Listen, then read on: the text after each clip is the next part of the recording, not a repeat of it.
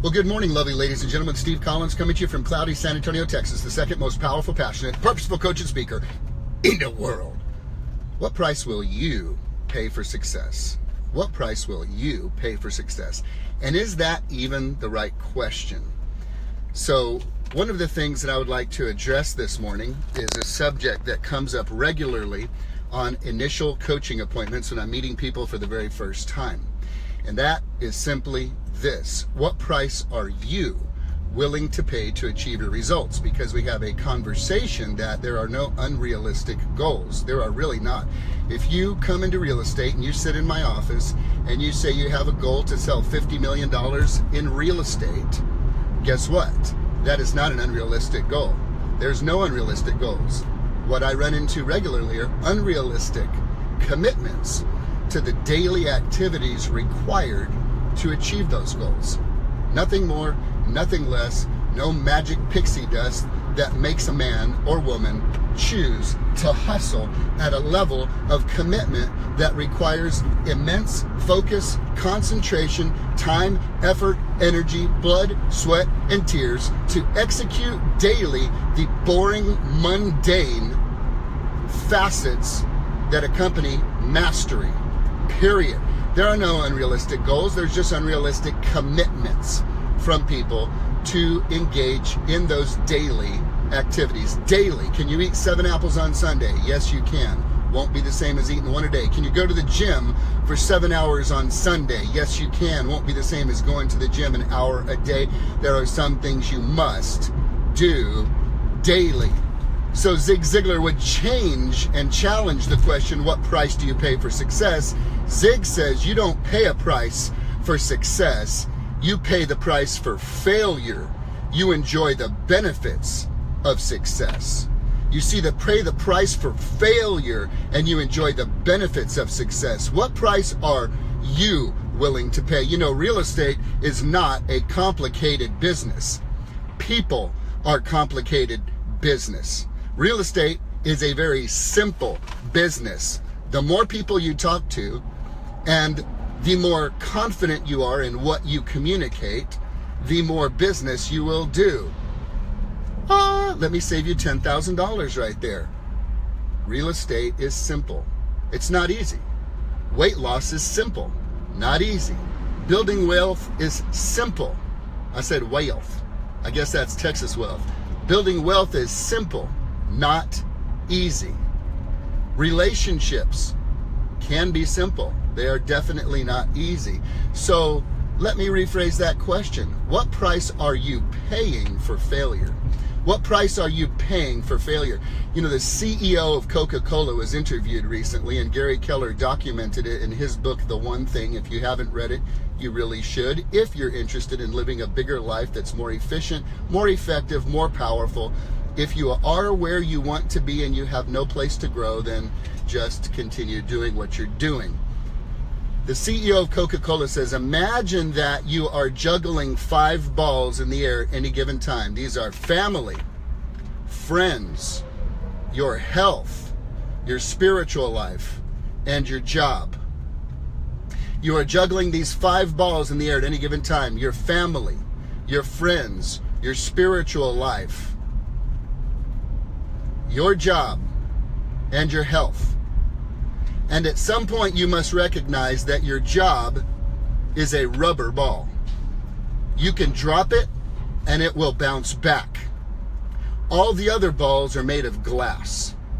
And if you drop one of those, friend, it may be irrecoverable for a very long period of time. You must be aware of the price you are paying for failure. And you must ask yourself how long you're willing to pay that price. So my son and I have been engaging in some very serious dialogue because he is extremely fit, extremely committed, been in ROTC for years, and he has a desire to go to BUD/S training. He will go to BUD/S training. The idea of becoming a Navy SEAL is important to him. He is keeping options open for other things, but he is investing heavily in studying what it takes to become a Navy SEAL, and he's reading a book called Breaking Buds. And we had a conversation about how you push through those challenging times when it seems like you're never going to get a result. And it is a mental game. It is a mental game. It must be first a mental game. It's a mental game. You have got to make sure you are having the correct conversation with yourself if you're going to perform at a very high level. Because again, the question is not what price will you pay for success, as in my heading, but the question is what Zig Ziglar would say is you don't pay the price for success, you pay the price for failure. You enjoy the benefits of success. So what's it going to take for you? Well, Stephen said, I have to just tell myself something when they're coming down on me really hard. And as we engaged in this conversation about the drill sergeants and the instructors coming down hard on those individuals, we developed what might be a good affirmation, which is, this guy doesn't hate me. He really doesn't know me. He's actually being this hardcore to save my life. And I had an aha moment yesterday. And I had a shift in my spirit that was activated late yesterday afternoon and last week in visiting with a couple of folks. And it occurred to me, I need to step up my intensity game in my coaching and become hardcore with the people that I'm working with, because I'm doing my best to help them understand that their lives are at stake. When you are in a commission-only business and you do not do the things you are supposed to do, we have a saying that we joke about at Keller Williams: you better do your job or you're going to need to go out and get a job. You better do your job or you're going to go out and get a job, period. Because money's not just going to show up because you have the desire. There is no unrealistic goal. There's only unrealistic commitments to the daily activities required to reach that goal. And the hungry and the hustlers and the hard workers not only survive, but they thrive. What price are you paying for failure? And when will you decide it's time to enjoy the benefits of success? And remember, you're juggling 5 balls at any given time: family, friends, your spiritual life, your health, and your job or your work. If you drop the job ball, you'll realize it's rubber and it will bounce back. If you drop any of the other balls, it may be irrecoverable for a season, maybe for the rest of your life. And here's my charge to you. When you drop the job ball, there's 2 ways you drop it.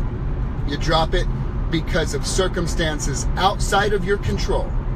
And then you have to have faith and confidence that the season will come back and it will come again. And then there's that element that I live to change. And that's the individual that drops it because of laziness, because of weakness, because of a lack of motivation, because of a lack of a will, because of a lack of grit, because of a lack of a commitment. That I have no tolerance for in my world. If you're going to be in coaching, this is not an option for you. If you're going to be in coaching, I will hold you accountable to your goals. By the way, do I have an agenda? No, I have no agenda. I move at the pace of my clients. I do not move at my own pace. And here's my recommitment to my clients starting today. It's going to get heavy. It's going to get heavy. Are these your goals? Are these your goals? Well then, buddy, you better buckle your seatbelt, because just like the trainers who train and prepare the Navy SEALs, the elite of the elite, there are some coaches that will have to just step up the game of intensity to help their clients come to 2 places. And this is what I've had to get okay with this morning. 1, I'm going to coach you right out of the business. Or 2, I'm going to coach you into your goals. Because this is a life and death deal when you are the provider for your family. And nobody's going to give you a paycheck. You've got to go out and earn it. What price are you paying for failure? And when will you be ready to enjoy the benefits of success?